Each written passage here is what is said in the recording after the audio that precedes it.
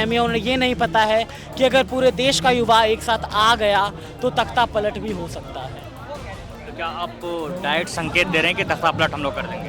बिल्कुल बिल्कुल, अगर हमारी आवाज़ नहीं सुनी गई, हम जब तक धर्मेंद्र प्रधान का रेजिग्नेशन नहीं होगा, जब तक देश के डेवलपमेंट की बात नहीं होगी, हर एक सेक्टर की सेफ्टी और डेवलपमेंट की बात नहीं होगी, जब तक सबको उनके हक नहीं मिलेंगे, तब तक प्रोटेस्ट होता रहेगा। एंड अगर हमारी आवाज़ें नहीं सुनी गई तो सरकार को इसके कॉन्सिक्वेंसेस झेलने पड़ सकते हैं। लेकिन हम ये मानते हैं कि अगर 17 से ज़्यादा स्टूडेंट्स की अगर इंस्टीट्यूशनल मर्डर हुआ है तो उनको कोई भी मॉरल रिस्पॉन्सिबिलिटी नहीं है, मॉरल ग्राउंड्स नहीं है, वो उस कुर्सी में बैठने का कोई मॉरल राइट नहीं है। उनको इस्तीफ़ा दे के उस रिस्पॉन्सिबिलिटी, उस अकाउंटेबिलिटी को लेके उस कुर्सी को छोड़ना चाहिए। सरकार को पलटना या ना पलटना, मुझे ऐसा लगता है कि सरकार को नैतिक रूप से अपनी जिम्मेदारी लेनी चाहिए। सरकार पलटना वो सब चीज़ें, हमें लगता है कि हमारे देश के जो प्रधानमंत्री है बहुत समझदार हैं, वो नौबत नहीं आने देंगे। अगर उनको लगेगा कि हाँ वो मांगे पूरी नहीं कर पा रहे हैं, धर्मेंद्र प्रधान का इस्तीफा नहीं ले पा रहे हैं, जो देश के युवाओं की मांगे सब पूरा नहीं कर पा रहे हैं, तो मुझे ऐसा लगता है कि वो खुद सत्ता को छोड़ देंगे, त्याग देंगे। वो अक्सर ये कहते हैं कि मैं तो सेवा कर रहा हूँ। इस वक्त मैं दिल्ली के जंतर मंतर पर मौजूद हूँ और कॉकरोच जनता पार्टी जो कि सीजेपी जिसका जो प्रोटेस्ट है, आज उस प्रोटेस्ट का तीसरा दिन है और समय इस वक्त 6 बज रहा है और प्रोटेस्ट उसी तरीके से उसी जोश के साथ जारी है जो हमने फर्स्ट डे आपको दिखाया था। तो आज हम जो प्रोटेस्ट कर रहे हैं लोग हैं यहाँ पर, जो प्रोटेस्ट कर रहे हैं छात्र हैं, आज हम उनसे बात करने की कोशिश करेंगे कि आखिर उनका ये जो प्रोटेस्ट है वो कब तक चलेगा, कितना लंबा चलेगा, क्या धर्मेंद्र प्रधान वाकई इस्तीफा देंगे और उनका प्रोटेस्ट कब तक और कितना लंबा चलेगा और किस जोश के साथ चलेगा। हम बात करने की कोशिश करेंगे और ये भी जानने की कोशिश करेंगे कि आखिर उनका मुद्दा क्या है और किन मुद्दों को लेकर लगातार वो सरकार पर दबाव बना रहे हैं। कॉकरोच जनता पार्टी का जो आज तीसरा दिन है प्रोटेस्ट का, और कॉकरोच जनता पार्टी के बारे में ये कहा जा रहा है कि ये एक तरीके से जेंजी का प्रोटेस्ट है। उनका जो गुस्सा है, उनका जो फ्रस्ट्रेशन है, वो सोशल मीडिया पर था, अब वो ज़मीन पर दिख रहा है। लेकिन आप तो जेंजी नहीं, आप यहाँ पर किस लिए आए? देखिए, जेंजी का प्रोटेस्ट हो या किसी का भी प्रोटेस्ट हो, प्रोटेस्ट सच के साथ है या सच के साथ नहीं है, ये इम्पॉर्टेंट है। अगर ये प्रोटेस्ट सच के साथ है, कल अगर आने वाली जनरेशन, हर परिवार के अंदर बच्चे होते हैं, आपके परिवार में भी बच्चे होंगे, कल जब वो आने वाली जनरेशन, जब उनका कोई पेपर लीक होगा, जब वो लोग प्रोटेस्ट करेंगे तो उनका साथ कोई नहीं देगा। अगर आज हम यहाँ नहीं खड़े होंगे, हम यहाँ किस लिए खड़े हैं? क्योंकि आज जब किसी के घर में आग लगी है, अगर बाल्टी का पानी हम नहीं डालेंगे तो अगला घर हमारा है, अगले हमारे घर में आग लगने की स्थिति पर पहुंच जाएंगे। और जब हमारे घर में आग लगेगी तो पानी डालने कौन आएगा भाई? क्योंकि जब लड़ाई सच की हो तो ये नहीं देखा जाता कि लड़ कौन रहा है। लड़ाई सच की है तो हम सच के साथ खड़े हैं, या हम सच के साथ खड़े हैं या हम अन्याय करने वाले के साथ खड़े हैं। तो हमने ये तय किया कि हम सच के साथ खड़े होंगे, हम सच के साथ खड़े हैं। आपके प्रोटेस्ट का तीसरा दिन आज ख़त्म होने वाला है, चौथे दिन का अब शुरुआत होगी कल से, लेकिन आप तक किसी ने, सरकार के किसी ने आकर आप लोगों से संवाद करने की कोशिश की है, या क्या लगता है सरकार आपकी बात मानेगी? देखिए, ये तो हमारा फ़र्ज़ है कि हम ये प्रोटेस्ट करें, और सरकार का ये फ़र्ज़ है कि अपने देश के युवाओं की, अपने देश की जनता की बात सुनें। हम लोग उनके नागरिक ही हैं, हम लोग इसी देश के नागरिक हैं और इसी देश ने उनको चुन के भेजा है। और यही इस भीड़ में बहुत सारे लोग होंगे जो मोदी को वोट किए होंगे, जो भाजपा को वोट किए होंगे।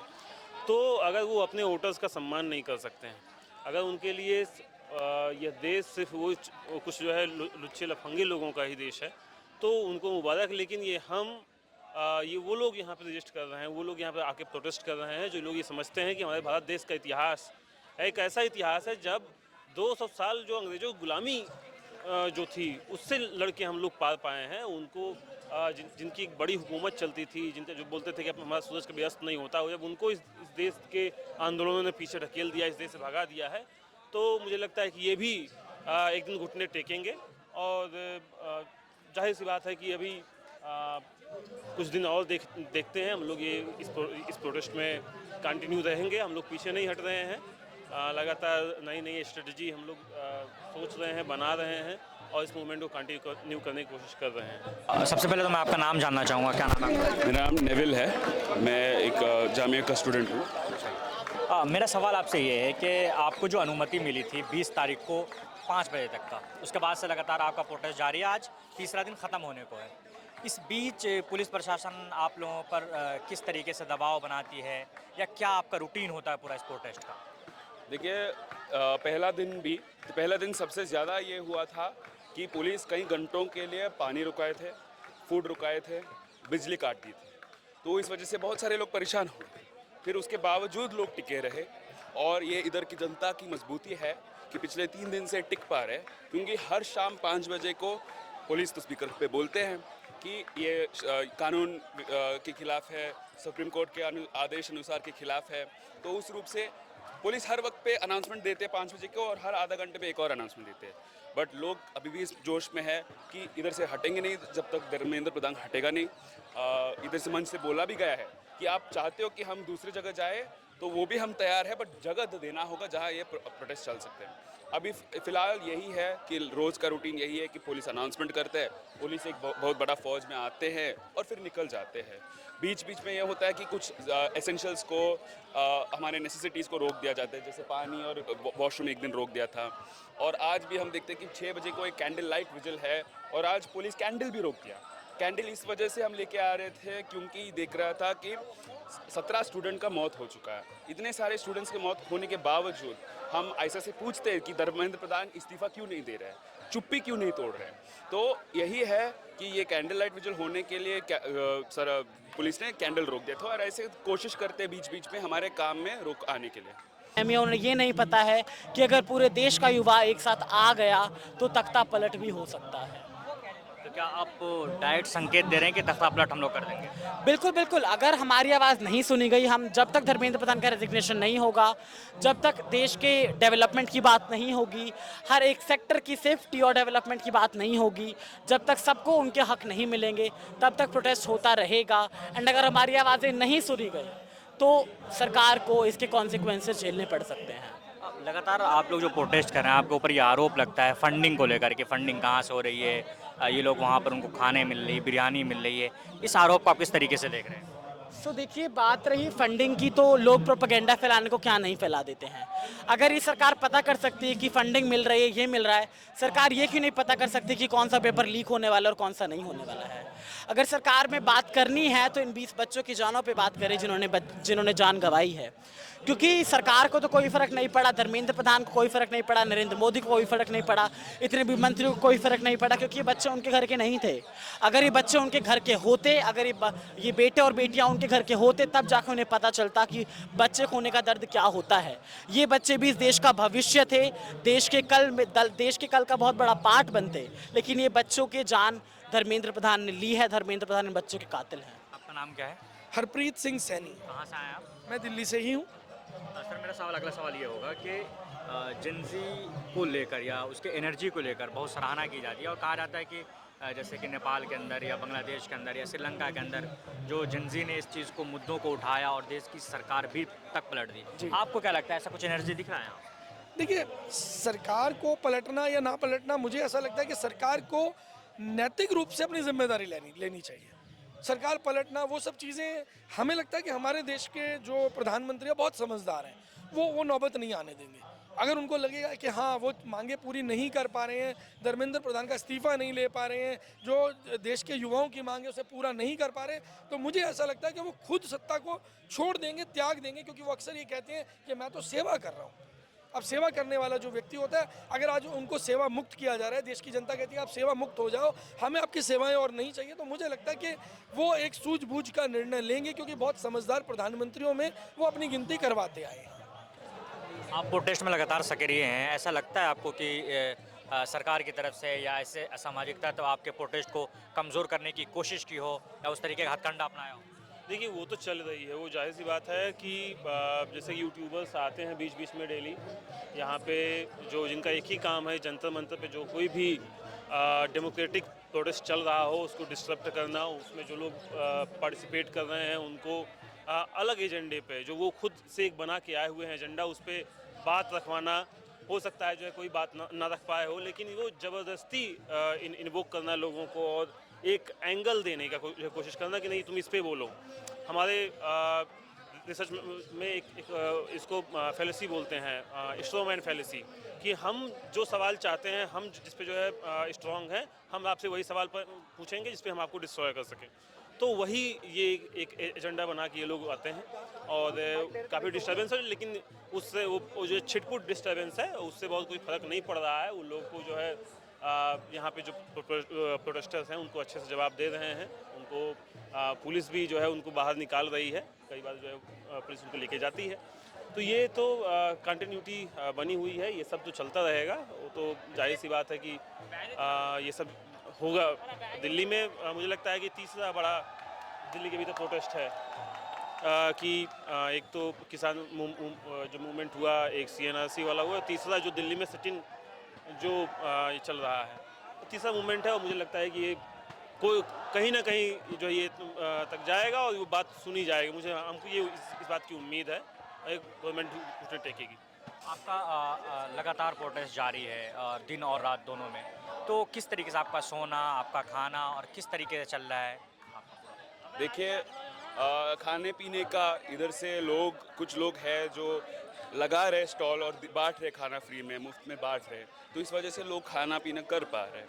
सोने का तो व्यवस्था ज़मीन ही है हमारे पास, ज़मीन पे सोते हैं लोग, बैग पे सर रख के सोते हैं। और वॉशरूम तो एक ही है, वो वॉशरूम जिसका हालत आपको पता ही है। और पानी भी रात की 3-4 बजे तक ख़त्म हो जाता है। तो बात यह है कि लोग एक नेसेसिटी की वजह से टिके हुए हैं। बात यह है कि इतने मुश्किल के बावजूद लोग टिके हैं। ऐसा तो नहीं कि पुलिस प्रशासन और सरकार ये चाह रही है कि ठीक है आप लोग करो, थक हार के आप लोग चले जाओगे, तो क्या कितनी एनर्जी बची आप लोगों की? अब सरकार सोच रहे कि हम थक के हट जाएंगे, तो सरकार सरप्राइज होने वाला है कि इधर की जनता टिके रहेंगे। रोज़ इतना ही भीड़, इससे ज़्यादा भीड़ या इससे कम कभी नहीं होता है। बात यही है कि जब भी रात में भी रुकते हैं 400, 500, 1000 छात्र युवा रुकते हैं। और बात यह है कि हमारे थकान के लिए इंतज़ार कर रहे थे, बहुत ज़्यादा इंतज़ार करना पड़ेगा। उससे बेहतर है कि आप बर्खास्त करो शिक्षा मंत्री को और आप थोड़ा देख लीजिए कि शिक्षा व्यवस्था का क्या करना है। आपकी पहली प्राथमिकता है कि धर्मेंद्र प्रधान इस्तीफा दें, आपको क्या लगता है वो देंगे इस्तीफा? इस्तीफा देने तक हम इधर टिके हुए हैं। अब देगा नहीं देगा वो है कि सरकार चाहते हैं कि ये आंदोलन शांतिपूर्ण मतलब टिके रहे, या चाहते हैं कि ये आंदोलन हटे, उस तरह से ये फिर धर्मेंद्र प्रधान को जाना होगा। ये बात हुआ है कि हम तैयार हैं सरकार से बात करने के लिए, हम तैयार हैं बात करने के लिए उस रूप से, बट एक जो मिनिमम रिक्वायरमेंट जो बोला है धर्मेंद्र प्रधान का इस्तीफा बोला है, तो ये CJP वालों बोल रहे हैं। बट ये बात है कि जब तक हम ये आंदोलन चल रहे हैं तब तक इधर टिके रहेंगे। सरकार की तरफ से या एडमिनिस्ट्रेशन की तरफ से या पुलिस प्रशासन की तरफ से संवाद करने के लिए आप लोगों के बीच कोई आ रहे हैं या नहीं आ रहे? वो तो साफ तौर पे दिख रहा है कि कोई नहीं आ रहा है। अभी तक आया होता तो शायद कुछ रिस्पांस मिलता, सरकार को सुनते, बट सरकार एकदम सुनने के लिए तैयार नहीं है, एकदम किसी का भी बात सुनने के लिए तैयार नहीं है। आज 15 से 20 नीट के एस्पिरेंट्स जो कल एग्ज़ाम रीनीट दे के आए हैं, उनका बात सुनने के लिए भी तैयार नहीं है। तो बात इतना ही है, इस सरकार के अंदर इतना एक एरोगेंस है कि वो सोचते हैं कि उसका सत्ता उसके हाथ में ही है, तो इसलिए जनता की बात सुनने की ज़रूरत नहीं है। क्या नाम है आपका और आप कहाँ से आई? मेरा नाम उज्जवल है, वैसे मैं बनारस से हूँ बट मैं दिल्ली में रहता हूँ। आपने कोई कम्पिटिटिव एग्ज़ाम दिया है? मैंने CUT का एग्ज़ाम दिया था जो कि 30 मई को था। हमें 3 घंटे बिठाया गया रखा सेंटर पे, बोल दिया गया आपका पेपर नहीं हो सकता, टेक्निकल ग्लिच है। NTA ने कहा है अभी री एग्ज़ाम कराने के बाद कि हमने बहुत अच्छी व्यवस्था में मात्र 37 दिनों के अंदर हमने एग्ज़ाम करा दिया, कंडक्ट करा दिया। देखिए मात्र 37 दिनों, अगर आपकी व्यवस्था अच्छी होती है आप 72 घंटों के अंदर एग्ज़ाम करवाते, बट आपकी व्यवस्था इतनी अच्छी नहीं है। और अगर आप व्यवस्था की बात कर रहे हैं तो अबू धाबी में सेंटर अगर आपने बनवाया है तो वो दिखाइए हमें, जो आपने एडमिट कार्ड पे अबू धाबी लिखा है वो दिखाइए। बच्चों के आप, मुझे नहीं पता जो भी फ्रिस्किंग में लोग लगे थे सेंटर्स पे वो भी NTA नहीं अपॉइंट किए होंगे, तो कौन हक देता है कि एक लड़की का सैनिटरी पैड उतरवा के दिखाया जाए कि वो उस पर भी कुछ लिख के लाई है। बच्चे के सर पे पंखा गिरने के बाद भी उसे एक्स्ट्रा टाइम नहीं दिया गया कि वो अपना पेपर लिख पाए। तो अगर आप बात करनी है तो आप इन मुद्दों पे कीजिए। टेलीग्राम बैन करने ने सिर्फ पूरे वर्ल्ड में देश का मजाक ही बना है, ये आप लोग भी बहुत अच्छे से जानते हैं। तो देखिए NTA खुद एक पूरा ग्लिच बन चुका है। सिर्फ एक री एग्ज़ाम करा देने से NTA, और जो बात रही 37 घंटों के अंदर एग्ज़ाम करवाया है, 37 दिनों के अंदर, तो NTA आप जवाब देना, आपके रीनीट एग्ज़ाम कराने से वो 20 बच्चों की जानें वापस नहीं आई हैं, जानें आपने ली हैं, उनके खून का दाग आप लोगों के हाथ पे लगा है, धर्मेंद्र प्रधान के हाथ पे लगा है। आपको इस्तीफा देना होगा, आपको सिस्टम में चेंजेस लाने होंगे। सरकार की ऐसी क्या मजबूरी है जो NTA को नहीं हटा रही है या फिर धर्मेंद्र प्रधान के इस्तीफे के लिए प्रेशर नहीं बना रही है? क्योंकि लगातार लगभग कितने पेपर लीक्स होते हैं? और 16 छात्र जो कि सिर्फ नीट के जो एस्पिरेंट थे वो उन्होंने सुसाइड कर लिया। क्या मजबूरी है ऐसा? मजबूरी नहीं है, धंधा है। धंधा गंदा है लेकिन फिर भी धंधा है। जितने भी पेपर लीक हुए, आपको क्या लगता है कि आपकी जेब में कोई पैसा गया होगा या किसी और पॉलिटिकल पार्टी की किसी नेता की जेब में, वर्कर की जेब में पैसा गया होगा? नहीं साहब, ये पैसा केवल और केवल भाजपा और भाजपा के कार्यकर्ताओं को पैसा बटा।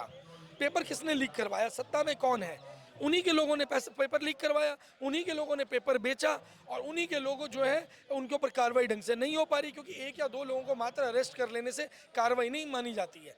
जितने लोग उस ट्रेल में थे, जितने स्टूडेंट्स ने पैसा दिया, क्या उस पैसे की रिकवरी हुई?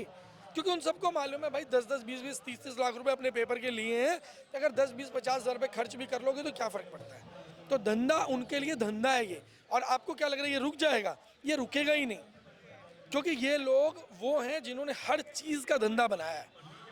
देश की जो सरकारी संपत्तियां थी उसको धंधा बना दिया, कोल ब्लॉक से उसको धंधा बना दिया, बिहार के अंदर ज़मीन बेची 1 रुपये गज के ऊपर अदानी को दे दी, उसका धंधा बना दिया, एयरपोर्ट का धंधा बना दिया। इनके लिए तो मात्र हर चीज़ धंधा ही तो है।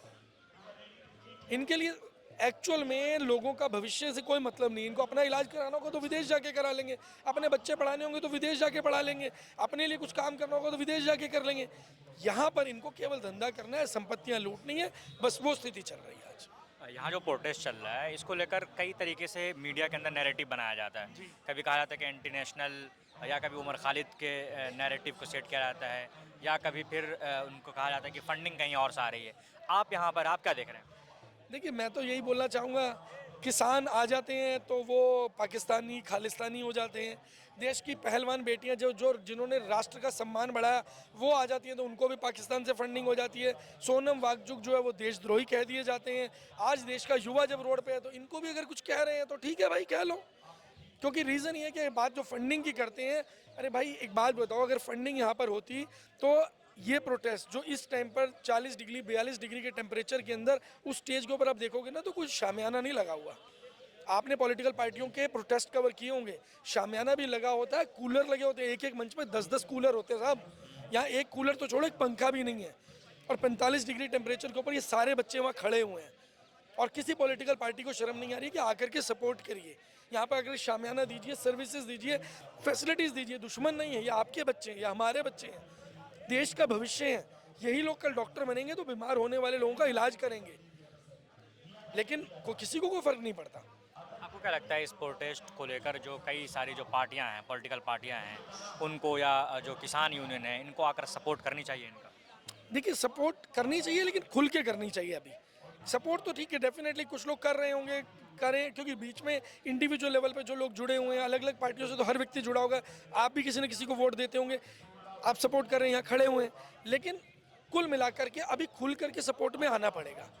क्योंकि वक्त निकल जाने के बाद, भगत सिंह के सूली पर चढ़ जाने के बाद अगर आप मैदान में उतरे तो क्या फ़ायदा? आपको वक्त रहते चीज़ें संभालनी होंगी। और ये प्रोटेस्ट जो युवाओं का प्रोटेस्ट है, आप बाकी सब कुछ छोड़ दीजिए, युवाओं के प्रोटेस्ट को सपोर्ट कीजिए। अगर आपने एकमात्र एजुकेशन के मुद्दे पे इन लोगों को सपोर्ट कर दिया तो यकीन मानिए ये आपके साथ हर मुद्दे पे खड़े हो जाएंगे। और जहाँ युवा खड़ा होता है, कहा जाता था जिस और जवानी चलती है उस और ज़माना चलता है। तो ये जब आपकी लड़ाई लड़ने पे आएंगे तो आपकी लड़ाई भी पूरी तरीके से जीती हुई मानी जाएगी जब ये आपके साथ खड़े होंगे। आखिरी सवाल, क्या धर्मेंद्र प्रधान इस्तीफा देंगे? कोई विकल्प नहीं है। धर्मेंद्र प्रधान के पास इस्तीफे के अलावा कोई विकल्प नहीं है। नहीं तो अक्सर आपने कभी मेरे को अगर सोशल मीडिया पे सुना होगा तो मैं एक एग्जांपल देता हूँ, 100 जूते और 100 प्याज का। ये सरकार वो है जो 100 जूते भी खाएगी और 100 प्याज भी खाएगी। एक बारी कैदी को सज़ा दी गई कोर्ट के अंदर कि भाई तुझे सज़ा दी जाती है 100 जूते खा ले या 100 प्याज खा ले, तो उसको लगा कि 100 प्याज खाने तो बहुत कड़वे होंगे, 100 जूते खा लेते हैं। जब सर में 10 जूते पड़ते हैं तो कहता है नहीं, जूते जरा जोर से पड़ रहे हैं, 100 प्याज खा लेता हूँ। 10 प्याज खाता है, बहुत कड़वा हो जाता है, कानों से धुआं निकल जाता है, तो कहता है नहीं प्याज कड़वे हैं, जूते खिला दो। 10 जूते पड़ते हैं, करते करते 100 जूते भी खाता है और 100 प्याज भी खाता है। उसके बाद में आकर के कहता है कि मेरी तपस्या में कोई कमी रह गई होगी तो मुझे माफ़ कर दिया जाए और मैं जो है ये जो मेरे से गलती हुई उसके लिए मुझे माफ़ कर दिया जाए। लोग यहाँ मौजूद है और हमें ये मीडिया के जो नैरेटिव्स है, गोदी मीडिया सबसे जो पहली जो दिन से इस तरीके का स्टेटमेंट्स लगातार उनके मुंह से निकल रहे हैं कि फंडिंग कहीं से हो रहा है, ये जनता के बीच में से उठा हुआ मांग नहीं है, मूवमेंट नहीं है। लेकिन आप भी देख सकते हो, आप बहुत समय से यहाँ पर ग्राउंड रिपोर्टिंग कर रहे हो, आप देख सकते हो कौन हमें आके पानी पिला रहा है, कौन लंगर लगा रहा है, कौन ये छोटे छोटे बिस्किट्स के पैकेट्स बांट रहे हैं। बहुत सारे लोग, सिविल सोसाइटी के लोग इस मूवमेंट में सॉलिडारिटी रखे, इस मूवमेंट को जारी रखने के लिए, ज़िंदा रखने के लिए उनके तरफ से जो भी हेल्प हो सके वो लगातार कर रहे, चाहे वो ऐसे फूड आइटम्स डिस्ट्रीब्यूट करके या पानी का इंतज़ाम करके हो। तो ये सारी जो नैरेटिव्स खड़े करने का कोशिश कर रहा है गोदी मीडिया और उनके जो लोग, वो अभी तक सक्सेसफुल नहीं है। और आप देख सकते हो जिस नंबर्स में स्टूडेंट्स, आम छात्र है जो नीट एग्ज़ाम कल देकर आज सुबह यहाँ पहुँचे हैं, बहुत सारी शिकायतें हैं इस गवर्नमेंट से, बहुत सारी मांगे हैं जो पेरेंट्स, टीचर्स और स्टूडेंट्स को अपने अंदर से आ रहा है। और उस जो रेज है, उस जो एंगर है, उसका ही एक मैनिफेस्टेशन हमें दिखाई दे रहा है। तो धर्मेंद्र प्रधान के इस्तीफे के साथ आपकी और कौन सी मांगे हैं? देखिए, या फिर बस धर्मेंद्र इस्तीफा हो गया और प्रधान- खत्म नहीं, आपका? हमारा मानना ये नहीं है कि धर्मेंद्र प्रधान का इस्तीफे से यहाँ कुछ बड़ा बदलाव होने वाला है, बिल्कुल भी नहीं।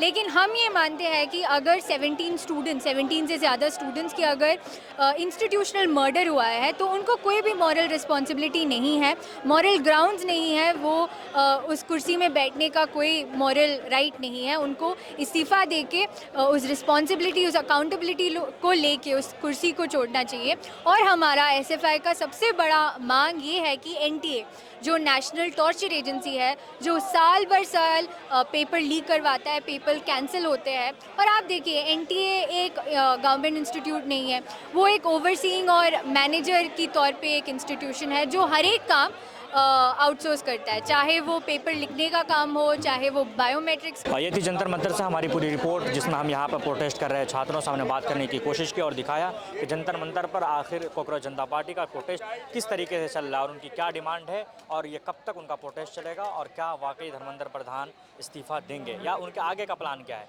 तो आपने देखा ये पूरी रिपोर्ट। मैं कामरान साहब, कैमरे के पीछे साहिब आलम, इनकलाब हिंदी, दिल्ली।